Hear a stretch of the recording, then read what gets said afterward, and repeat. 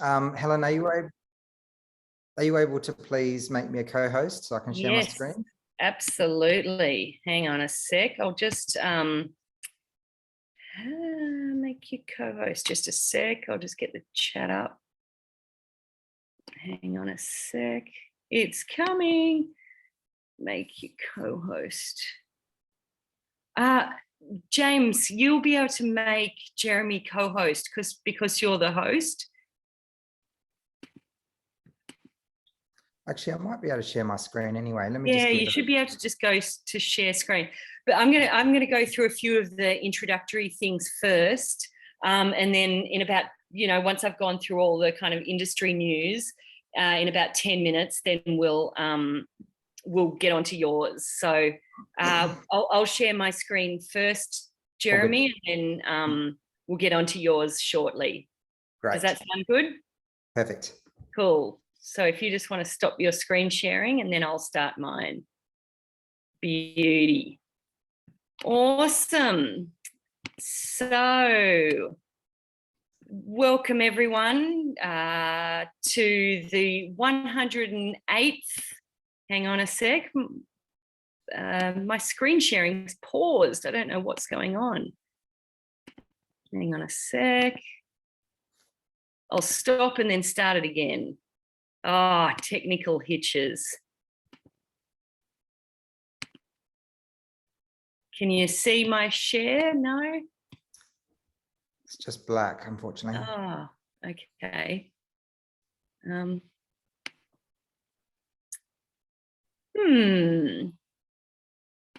Just, how about now? Yes. Fantastic. Well, welcome everyone to our 108th Connect and Share.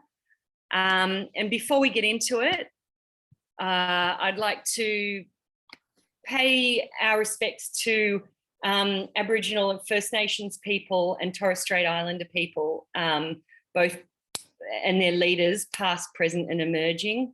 I come to you today from Bidjigal and Gadigal land, and I understand the long history of Aboriginal people in Australia, and at Outdoors New South Wales, we all pay our respects to these people and understand that they were the first people here. Oops, wrong way. Technical hitches all round. Here we go, getting into it. First, we're going to go through some of the grants that are available at the moment, and there's a whole raft of different ones for different sorts of organisations. Now, this first one, the Regional Tourism Activation Fund, it's large amounts of money, as you can see there, from 500,000 to 20 million, but it's about iconic experiences in New South Wales. So if you think you've got what it takes to deliver projects or partner with other organisations to deliver those projects, then have a look at the Regional Tourism Activation Fund. Oops, backwards again. Oh my gosh, what is going on today? There's also the Children and Young People Wellbeing Initiative, and their grants of between $10,000 and $50,000 for projects in regional New South Wales. And yeah, there's some really interesting examples that they have in that on that website there. So take a look at that. There's also the Stronger Country Communities Fund grants, and that's all about delivering a range of infrastructure and community programs. And they're, again, large grants from $100,000. So it's looking at building the wellbeing of regional areas. So if you think, again, that's for non-profits and community groups. So, for example, Scouts or other organisations like that could apply for those sorts of grants. There's a Regional Filming Fund, which is through Screen New South Wales, and that's offering grants to people who are interested in filming in regional parts of New South Wales. There's also, through Destination New South Wales, the event development stream. 2 other grants that were in this lot of funding have closed, but there's still this stream, which is for existing projects that want to scale. So have a look at that if you're interested. And all these grants were in an email that Laurie sent out earlier this week. So all the links are in that email to find more information, but I'm just kind of going through them one at a time. This one is also an interesting one, and it's the Regional Job Creation Fund. And it could be to support businesses to expand. So it can be providing funding for extra staff and development of significant tourism experiences in regional New South Wales. And that's really to attract interstate and overseas businesses to New South Wales. There's also still the MOX grant, which closed in September. That's the Music and Overnight Camps Support Grant. So that will be closing soon. And also the Safe Work Rebate, which is $1,000 to get a number of safety items that are in use in our industry, such as you can get EPIRBs, 2-way radios, all sorts of things under that, the Safe Work Rebate. If you're coming from the ACT, we have the ACT Event Fund, which is supporting community events and development of community events. So that's an interesting thing for members of our audience from the ACT. And then there's also the ACT Chief Minister's Inclusion Awards.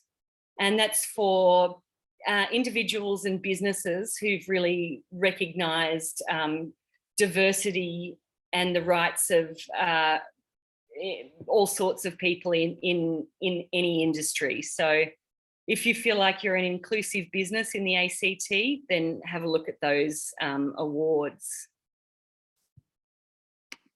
Then as far as things that you need to know, there's a new subcommittee that's about to be formed, and that's just been ratified by the board, and that's all around accreditation, certification and training of alpine guides. So we'll be shortly looking at EOIs to get people into that subcommittee. There's also some more free training from the Office of Children's Guardian, very relevant to our industry, and some other emergency training through Resilience New South Wales. And that's looking at the prevention, preparedness and response part of the of an emergency. What else is there? Laurie's been looking at this REAP program quite a bit lately, and that's the Regional Industry Education Partnership. And there are some opportunities that will be coming up in the Central Coast and Hunter Valley around that. So if you are interested in showcasing your business and you're from that area, then let me know and we can talk further, because we'll have an expo coming up in November. A few reminders. You can now put your business or your event on the Outdoors New South Wales and ACT website. So if you want to do that, then contact James and he'll give you a step-by-step introduction on how to do that. We've also got some email footers available. So just let us know if you want to put that at the bottom of your email as a way to promote your membership of Outdoors New South Wales to the industry. And as far as events, there is a few coming up. There's the Outdoors New South Wales and ACT AGM on the 31st of August. So just go to the website and register for that, and all welcome, but you do have to RSVP. So that's from 3 till around about 5 p.m. via Zoom on the 31st of August. There's also, as we'd all be aware, the NOEC conference, and we're really super excited after 2 years of postponements to finally be hosting this on the 26th to the 28th of September in Leura. So register for that if you haven't already. And there's also a few post-conference activities with Blue Mountains Adventure Company, Paddle and Portage, Canoes, and Penrith Whitewater. So have a look at the NOEC web pages and get some more info about those events. There's also a workshop that'll be held at the conference, and it's about working out how to best adapt outdoor equipment and apparel due to any climate change impacts. And so how we can, put best practice in to developing better outcomes around outdoor equipment and apparel. So everyone's welcome to that, and we'd love to see as many people as possible. There is also a masterclass coming up, and that's for outdoor leaders and professionals. A whole range of things over 2 days, and that's the 24th to the 25th of November down in beautiful Ulladulla. So a nice chance to get away before the hectic end of the year and learn some new skills that you can put into practice. And another thing for visitors from Canberra, there is going to be a presentation that all providers from the ACT are welcome to be part of. And that's on the 5th of September at the Visitors Centre. And you can give staff there it's your chance to showcase your product for that local area. And now I'm going to hand over to Jeremy Hurst, who's the co-founder and director of Space 2 Co. And he's going to give us some more information on how we can use this resource for our industry. So Jeremy, I've just stopped my share and you can share away. Thanks, Jeremy. Fantastic, Helen. Thank you so much. And thank you for having me on your meetup call today. I really appreciate it. My situation at the minute is I'm in Victoria we've been here all week for a conference for the Municipality Association of Victoria. And it's been a huge week, and I'm sitting in an Airbnb in Port Melbourne and going to catch a flight back to WA where I'm based straight after this. So I really appreciate the chance to share with you what it is that we're doing, and I think it will be really relevant to many of you. So the presentation I'm going to share is sort of a slight adaptation of what I've been presenting at the state parks and leisure conferences around the country. We've presented in South Australia, Queensland, Victoria, and recently up in Lismore in the New South Wales conference 2 weeks ago. So just this is our little efforts during this week. See if I can hide this out of the way. There we go. We'll minimize it even. There we go. So this is what we were doing this week, and it was very exciting because we did actually win an award. So yeah, we're pretty chuffed about that. So before we get going, one of the questions we always ask is, have you ever needed to hire a space? And if you have needed to hire a space, what was it for? What was it? What was the space? And what was the process you went through like? What was it? What did you have to endure? Anybody like to volunteer or share? Yep, I'm in the middle of that now, as I've got several risk management training courses coming up in several different cities. And so we've booked a couple of schools because we've got a couple of school clients on board anyway. But then there's a couple of others that we're looking for a suitable venue within the budget but also more importantly, what's the space like? And we just don't want to go to a normal sort of hotel conference venue, which is stale and tired. And you could be in New York City, or you could be in Melbourne, or you could be in Canberra. It doesn't matter where you are, it feels the same. And we don't want that. So yes, it is a challenging exercise, and I'd love to be able to do it all online. So please tell us how. David, that's such a perfect, timely example. Love it. Really good. Has anyone else got anything, a similar example? I've been looking into various council spaces for a program I'm doing, and it's a very difficult and cumbersome process to hire spaces through local councils. Yeah, and some it's hard also. Yeah, they're a bit unclean sometimes, and the maintenance isn't quite up to scratch. So yeah. Very good. All right. Well, normally I appreciate the contribution. Normally what I have to say is the room goes quiet, and I then say, well, I used to be a school teacher, so I'm very happy just to wait until someone says something. It's a bit of a tactic when you're a teacher, just to wait when you're speaking to kids.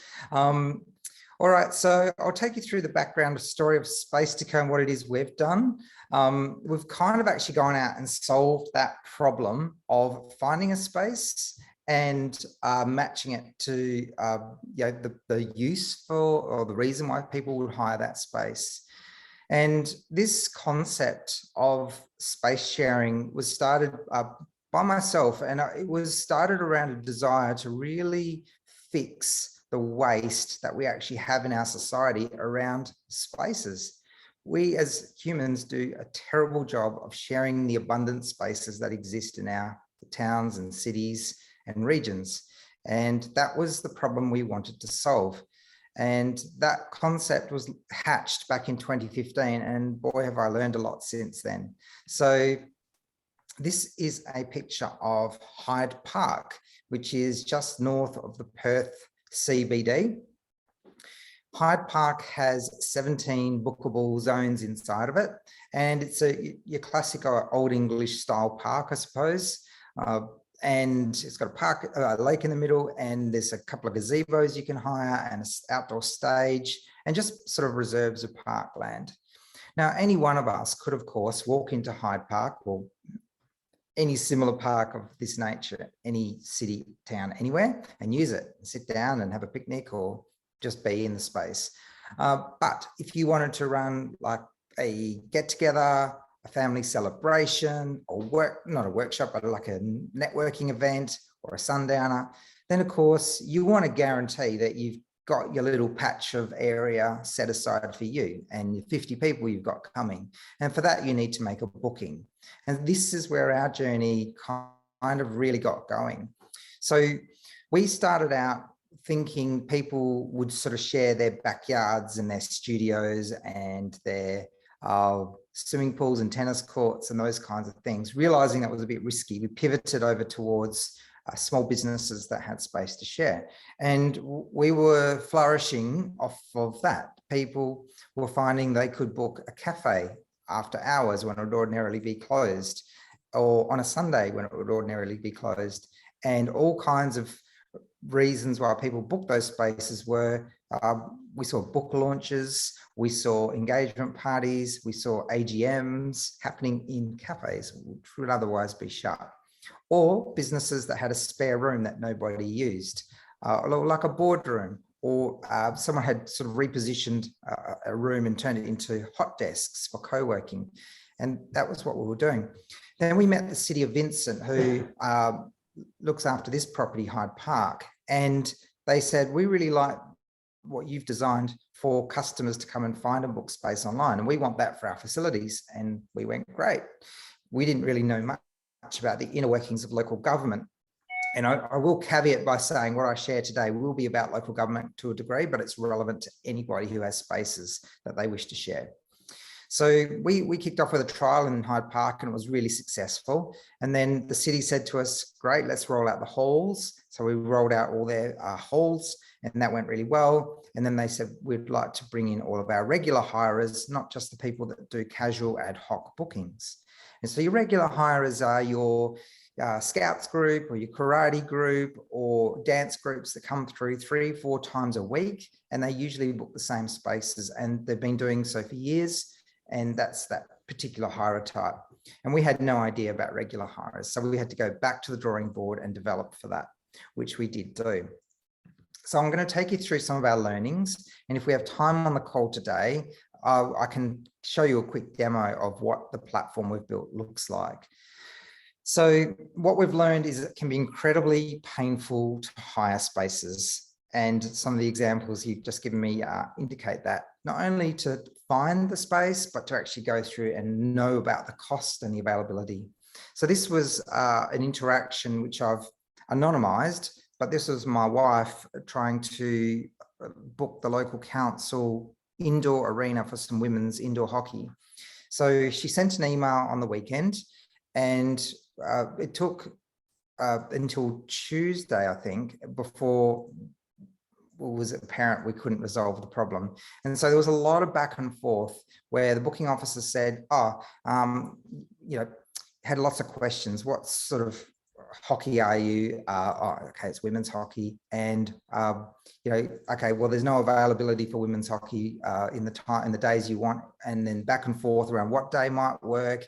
And eventually my wife said, well, what about the outdoor courts? Can we use those? And the booking officer said, no, there's no availability on the Thursday.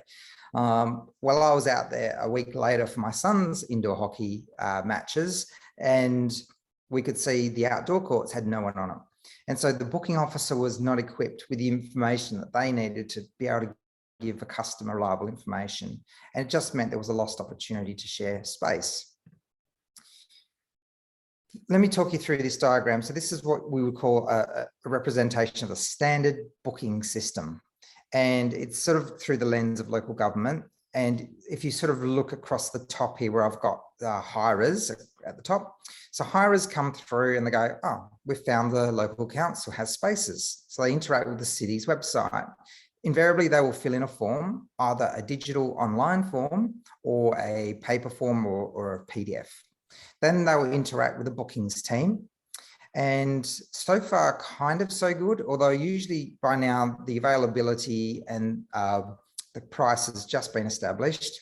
And then the bookings team has to interact with the finance system and the CRM, or the customer register, gone blank. Thank you, customer relationship manager, late night. So there's this sort of disconnect that happens between the information that's going to interact with the systems that the council has in the back end and their finance, and it causes lots of problems. It really slows down the booking flow, and it means that you get situations where hirers are being followed up by finance department, who are usually getting pretty grumpy, and they each getting grumpy with each other. So councils as well have lots of other spaces that are community led. So you think of your local cricket club paying a peppercorn lease for an oval and a pavilion and change rooms, and they use that space for training and for matches. But for the rest of the time, it's really not used very much. So these are often $1 million assets that are sitting idle and empty, whilst we've got other codes of sport screaming out for opportunity to access space and say, we need to build more, we need more spaces, we don't have enough, but we do have enough. We've learned that it's possible and totally necessary to bin the forms and make the process as seamless as possible. We've learned that bookings occur when most of us have the headspace to think about it. So, which is usually outside of typical work hours. Most bookings come through around 8, 9 o'clock at night. That's when people in community groups are gathering and planning their next event. That's when couples are sitting down and planning out their next family celebration. And it's not congruent with when a lot of space owners are accessible to answer questions. So bookings occur 24/7. So our solution that we came up with was an Airbnb style experience for customers to find and book space online in as few clicks as possible. And when I say as few clicks as possible, we really mean that. If you make the booking process cumbersome and have too many steps, people will bounce out of it and won't hire the space. And so that part of it's really, really critical. If you're looking at this and hearing what I'm saying and going, oh, we've got spaces to share, we'd love to do that too. Just know that you're always in control, and you are the one that accepts bookings. They're not just instantly approved or instantly booked, although you can turn that feature on if you wish. So this is your typical journey. I don't know if any of you on the call share spaces at the minute, but you get lots of phone calls, lots of emails with questions about payment, questions about availability, form filling, questions about a bond, the damage protection bond. This creates loads of paperwork, time doing data entry, which creates a huge amount of time. The booking officer journey, or what we call the space host journey, is layered up with administration, and we can cut out several steps in that process, which we've proven we can do. And David and Helen shared today, it's not easy. It's not easy to book a space, and it can take days. And we've proved you can do it in minutes, actually. Make a booking, approve the booking very, very quickly. The customer coming through, it's the same deal. This example being a kid's birthday party, they go, right, we need a space for a kid's birthday party because we live in an apartment and we don't want 50 people blocking up the street or coming into our little apartment. We need to outsource that space to somewhere else.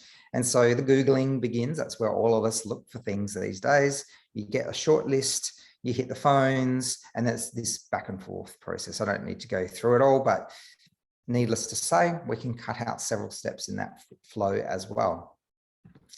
So we've come up and figured out, and this is a learning we've had, that when we look at the common processes and how long it takes to book a space, is normally around 15 minutes if you're lucky, and it can be as quick as 2 minutes or even less than that.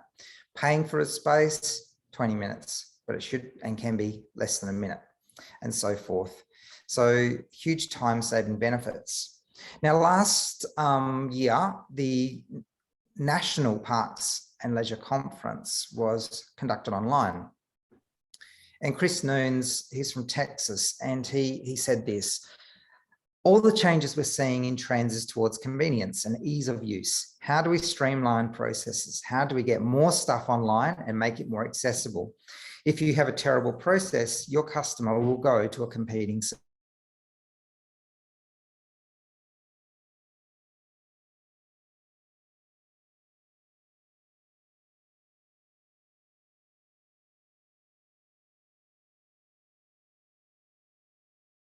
Shift away from structured, organised sport to more ad hoc, flexible use of sport in the community. People are kind of a little bit over travelling across the city for training and games, and having all that eat into their time. And COVID's caused a huge reassessment of how people and where people spend their time. And so we're living in this really interesting time where there's a lot of shifting and adjusting to a new normal. And it's affecting every aspect of life, in work and leisure. And so adapting to that is absolutely critical. This is some information and stats from the city of Vincent. The highlight of this learning is that we proved we could grow their bookings and their utilisation. So the average council, this may shock some of you, has a utilisation of around 14 to 20% of use, which is a phenomenal waste, considering we all pay for these assets and infrastructure through our rates. And it's a problem because it contributes to needless sprawl and development that doesn't have to happen. So yeah, that 31% growth in bookings also is factored in that time frame is the lockdowns through the pandemic. So we still grew, admittedly, this is Perth, where we had the easiest of COVID lockdown restrictions, but we did still have lockdowns and people were very risk averse. And there were, if we had a lockdown for a week, it usually meant lockdowns happened, cancellations for bookings happened for 6 weeks. So to grow it still by that much was really something. This is a cultural arts precinct I'll talk about in the city of Melville in Western Australia. And so we went and visited them a year after they went live with our system and said, how's it going? And they said, fabulous. Our bookings have grown by about 7% and they keep going up. The booking officer, Carly, said, this has changed everything. I was hired to do 20% arts activation and 80% booking administration. Since we've shifted to an online booking system, my role has flipped. I now do 80% arts activation and 20% bookings admin. As a result, I'm doing really cool, exciting work, and I love my job. We don't print a single sheet of paper anymore. And she said, you see out there, you might remember last time you were here, this was an overgrown bit of garden that just needed to be kind of landscaped. And she said, we had the time to put a grant application into the city of Melville that got approved, and we activated this area with an outdoor stage with power, which now is a bookable space on the platform. And so the platform was able to feed upon itself and free up time so that someone could go away and do something innovative. Okay, so I'll take you through some practical opportunities. We'll pause for questions and then I'll show you, if we've got the time, what the system looks like. So leading on from the Heathcote example, what we really need to sort of see here is, if we look at the operational cost activities in grey here, things like, dealing with repetitive inquiries, answering the same questions, dealing with forms, chasing unpaid invoices and payments. When we get rid of all of that, basically, you can free a lot of time up for proactive work. And we really do need to educate people and show what is on offer with some of the amazing programs, the spaces that are available, and initiatives like what we see with your organisation, New South Wales Outdoor. So we've got here, build connection with people, free additional marketing, meet more customers, which is just a massive, huge outcome. And you can do that with basically not having to spend anything extra, really. So here's a couple of examples. This is a outdoor patio. It's a commercial kitchen, phenomenal space, incredibly popular in spring and summer and autumn, and not so much in winter. And it's adjacent to a kids' nature play space. I'm not sure if you can see that there. I'll just zoom in a bit. Phenomenal space. And yeah, so popular. In fact, the local council, the city of Kwinana in WA, only allows 3 blocks of time. So you can only book it for 3 hours maximum. And you can either have it in the morning, the middle of the day, or the afternoon. And yeah, needless to say, incredibly popular. Gazebo spaces. This is in Hyde Park, wedding gazebo. We've got tennis courts. We've got, this is a beach volleyball court, the town of Cambridge. We've got pavilions and other indoor/outdoor spaces that can be opened up. We've got equipment. We've got things like beach wheelchairs. And you'll note that these are free for hire. We've got a few local councils now listing these, because one did it and then the others went, oh, we can do that too, because we have beach access wheelchairs. And these Sand Cruiser wheelchairs, this example's, so see Fremantle. Okay, so town of Cambridge, they listed their beach wheelchairs. Within a day, they got a booking. And then straight after the booking, the hirer left a rave review saying how wonderful it was. And this is somebody who had never hired the beach wheelchairs from them before. So moving the availability to online and making it easy will see greater utilisation of spaces. This is pretty sure this is a community-led venue that is council owned. So that's an example of that. We've got beaches that can be listed. So if you want to have a wedding on Cable Beach in Broome, this is how you do it. And then we've got, this is an example of a placemaking initiative by a community group where they got a ugly frontage of a building, very 70s building, and got some funding from the council, reactivated it There's some beautiful landscaping, and it's become a default alfresco area in the city for people to basically enjoy at their leisure, and it's free to hire. If you want to hire it for commercial gain, though, it's $10 an hour, which is a bargain. What else? Well, I mean, I'm sure you guys can all throw additional thoughts at this, but all kinds of spaces can be listed and activated. Things like food truck parking locations can just be listed up straight away and made accessible for people to come and utilize. We talk about things like busking corners. You can go down and paint 4 slabs yellow, and make that a space and make that bookable, and get rid of the paperwork that goes around with hiring a busking space, for example. I realize, there's active recreation, outdoor education, outdoor therapy, adventure tourism. All those concepts can have space attached to them and can be sort of tied into this. I recently went on a Scouts camp with my son at an incredible property that Scouts own in the Perth Hills, and massive, but all these incredible zones that could be also hireable out to the community, whether they are archery areas, climbing, high ropes course, that kind of thing.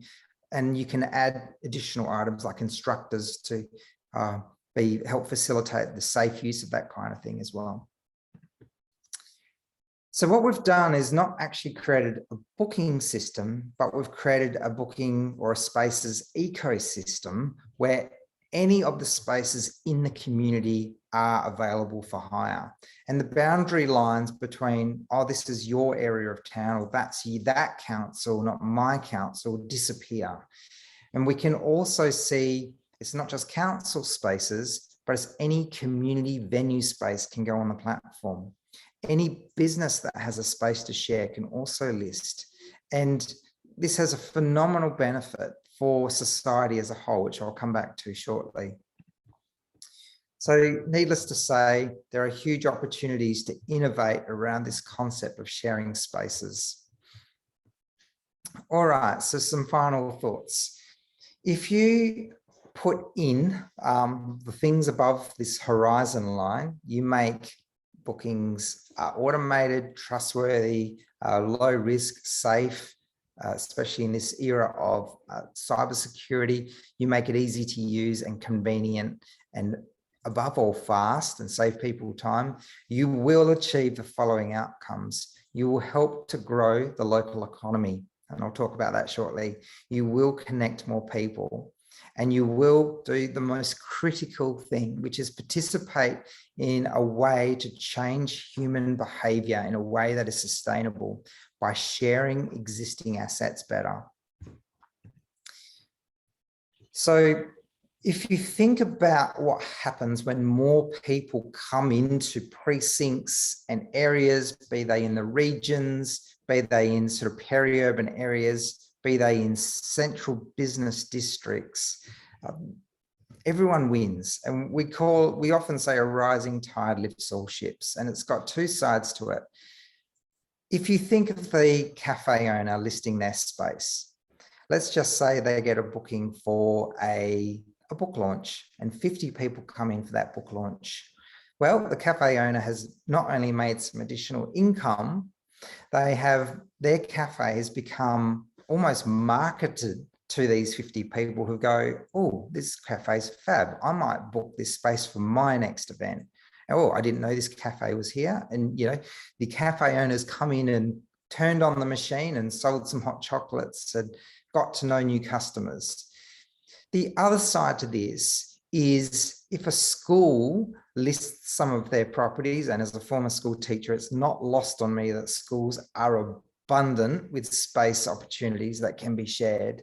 The flow-on effect to local businesses is huge. So if you go into the school grounds to play some tennis, and maybe you've got 12 people that get together for some social tennis, there's a pretty good chance they will stop in at a local business near to the school. Maybe it's a cafe, maybe it's the shops, maybe they're picking up some food before or after, maybe they're picking up a gift for somebody if it's a birthday celebration. Or maybe if it's an outdoor thing, they're buying equipment from a local provider. So yeah, this idea that a rising tide lifts all ships is a really rich one, and it ties into this belief we're seeing and that we have, that cities are gradually decentralizing, and that's a really good thing. We always used to have to go into the city for services and to access spaces, and we don't have to do that anymore. Data is an incredibly powerful thing. It tells us stories and it can inform us around our peak times, around the most popular months of the year. And over time, those patterns can be incredibly useful for resourcing. We all have a gut feel around certain things, but when you've actually got a number to it, we live in the age of data is everything, but it really can help inform great decision-making. Here's an example of that.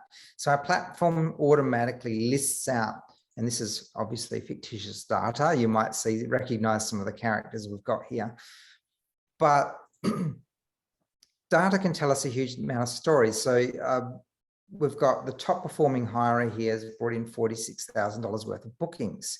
So I was meeting with one of our local council partners recently. I was talking about the guest directory, which I hadn't really seen yet. I said, do you know that your top hirer is spending $76,000 with you? And they said, oh, we knew that it was a lot, but we didn't know it was that much. And I said, right, well, is this hirer happy? Because that's a lot of money. And they said, no, this hirer is not happy. I said, why is that? And they said, well, she hires our spaces, our halls to teach ballroom dance, and the floorboards are not up to scratch. In fact, they're really scratched. So I was like, well, now you have some information to go back to the council and say, there's a case here to get these floorboards sanded and resealed. If we lost this customer, the city would be losing a whole lot of income. So yeah, data can really help us make great decisions and inform us of what is happening where and when. I'll read this out to you because it really is a very telling statement. This is from our first local council partner. The city recognises that our community now expects the availability of key services online, and this includes the booking of community buildings and parks. We share the vision with Space2Co of connecting people with spaces. Therefore, the availability of our amazing spaces on the Space2Co platform is an exciting way for local government to respond to what our customers want. And to go back to the beginning of the question I asked, everybody needs space from time to time. And it's surprising the reasons we see as to why people are needing space. And this is a snapshot. I was doing a presentation a couple of years ago, and I just went into the emails we see come through for why people book. And I just grabbed, 20 of them and I pasted them into my slides, and you could just see the diversity of what was coming through. All right, so I can take you through a bit of a live demo now. I might just stop the share and have a little chat with you all first and get some thoughts and feedback, and we can go on. Yeah, it just looks an incredible way to utilize space in all locations. Indeed. Thank you, Helen. Yes. Would you guys like to see what it looks like in action? Yeah, absolutely. Okay, fantastic. David and Robert, if you've got any questions, let us know in chat or unmute and speak up. No, all good. I think it's a great idea with the use of space, because this is something that coming from a rural town as well, you see all of these schools and all of these different facilities, and they just sit there, and then the community saying, oh, we need more X, we need more Y. And you look at that, go, well, why should we spend millions of dollars more for X or Y when it's sitting right there? Why can't the schools? And I guess it's a challenge for us as well to get that cultural mind shift, which is great with so many other sharing economies going on. I think now's a really good time to shift that mindset for schools, for councils, in this way, because there are all these facilities that sit there for most of the time. And an interesting frustration that I had was a couple of schools had advertised their facilities, and I go to book them and they say, oh, well, we only do it in the holidays. It's like, well, just tell me that it's only in the holidays. If it's only in the holidays, put it on your website. So it's all those things where if you can narrow down the time frame and cut out all of that time, as you've done, I think this is a great, this is a really great platform. It's wonderful work. So congratulations on the concept and putting this together. Because having built a tech business myself, I know how hard it is, and I know the process it goes through. So well done. Oh, thank you so much. Yeah, it's been a journey, and we've learned a lot along the way, made mistakes, but yeah, here we are, and it's been a huge amount of fun as well. Okay, so I'll just jump over to our demo environment. So obviously we've got a live production environment, but we've also got a demo environment. So I'm just going to switch into a particular character. So today will be Ted Lasso. So basically, when you land on space2co.com, you can see a bunch of information about what we do. And then you've got down, up at the top here, the call to action, as we like to say, is to search your local area. So I'm just going to run a search in North Perth, and that will allow me to search that suburb or locality.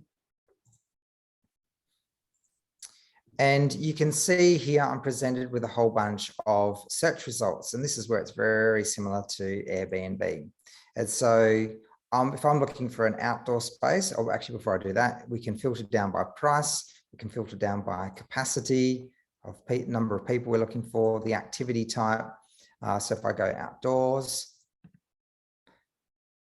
that will just filter me down to all the outdoor spaces. And I can also say, okay, well, I need a space that, I'll add in outdoor area, or maybe it's got to have a stage, it's got to have an outdoor stage. That would help me to filter that down. So I like the look of this awesome city park. And if I click on that, it will take me to the space page. And sorry, I'm just coming off my little iPhone here, so it might be a little slow with the Zoom call happening. All right, there we go.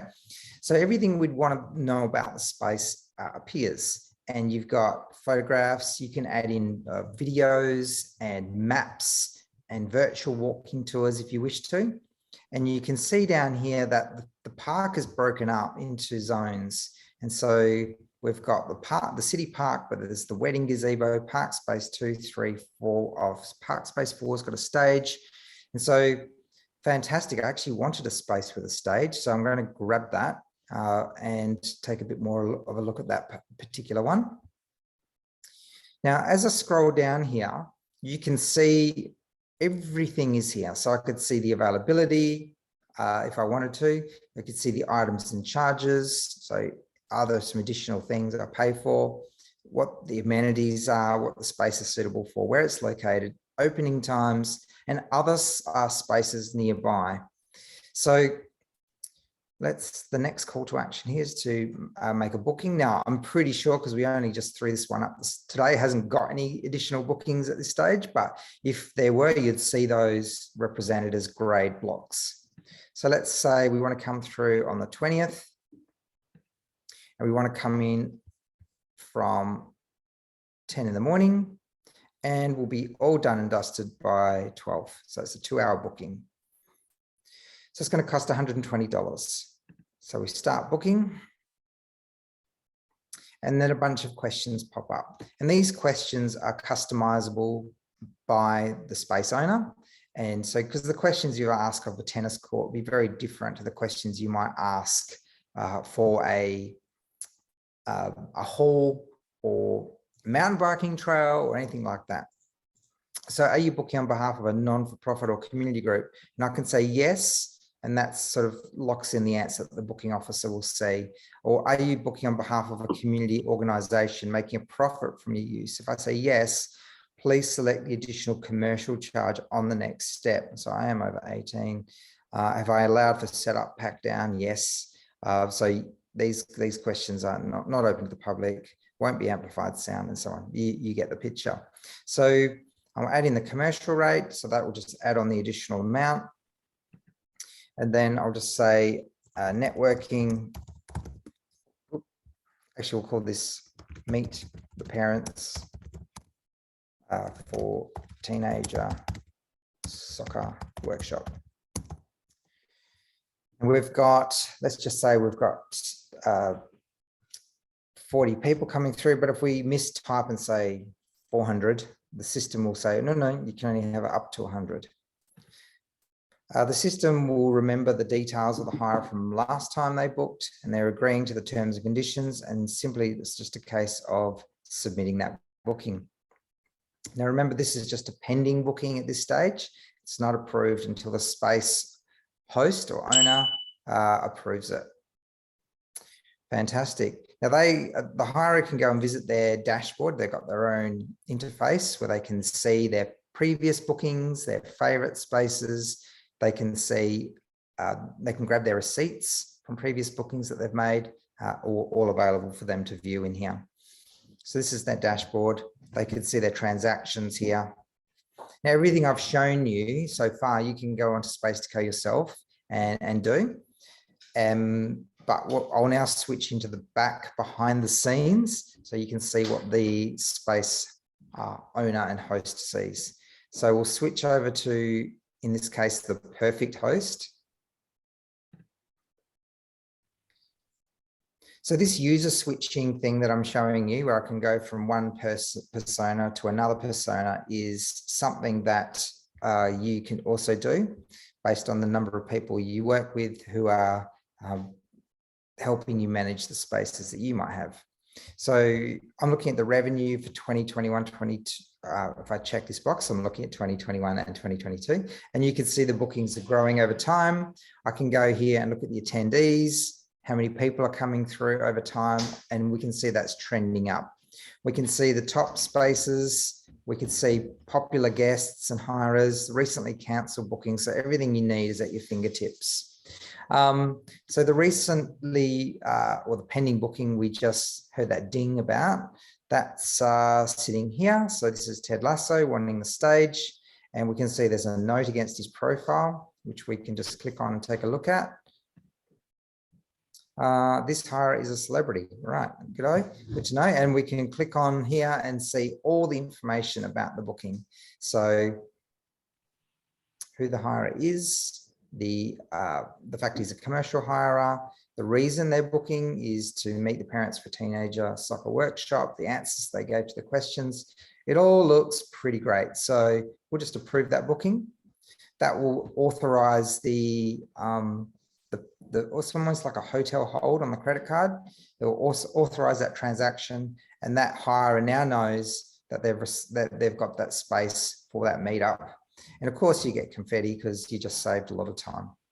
So we can go back and see, if we look at a recent booking, we've got Johnny Rose here. He hired a space recently, and we can go to the activity tab, and all the data about that booking we can see.